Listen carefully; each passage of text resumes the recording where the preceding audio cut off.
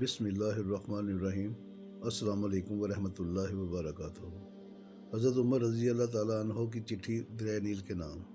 مصر میں زمانہ جاہلیت سے یہ دستور چلا آ رہا تھا کہ جب بھی دریائے نیل ٹھہر جاتا تو ایک حسین اور خوبصورت لڑکی کو قتل کر کے دریا کے حوالے کر دیا جاتا تو دریائے نیل پھر حسب معمول چل پڑتا۔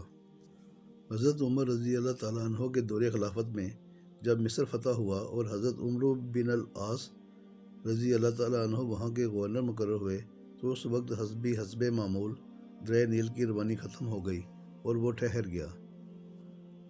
اس موقع پر حضرت عمرو بن العاص رضی اللہ عنہ سے لوگوں نے اس دستور کا ذکر کر کے اس کے مطابق عمل کی اجازت چاہی۔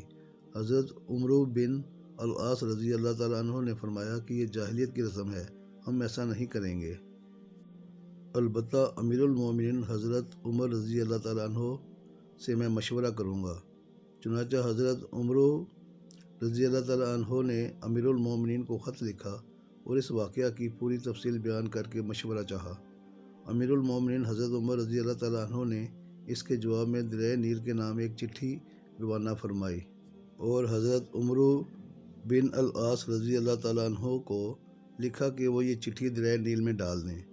اس چٹھی کا مضمون یہ تھا کہ یہ اللہ کے بندے عمر کی طرف سے دریائے نیل کے نام، اما بعد، اگر تو اے نیل اپنی طرف سے جاری ہوتا تھا تو مت جاری ہو، اور اگر اللہ واحد قہار نے تجھ کو جاری کیا تو ہم اسی سے سوال کرتے ہیں کہ وہ تجھ کو جاری کر دے۔ حضرت عمرو بن العاص رضی اللہ تعالیٰ عنہ نے یہ چٹھی دریائے نیل میں ڈال دی۔ ڈالنا ہی تھا کہ دریائے نیل خوب تیزی کے ساتھ رواں ہو گیا اور آج تک رواں دواں ہے۔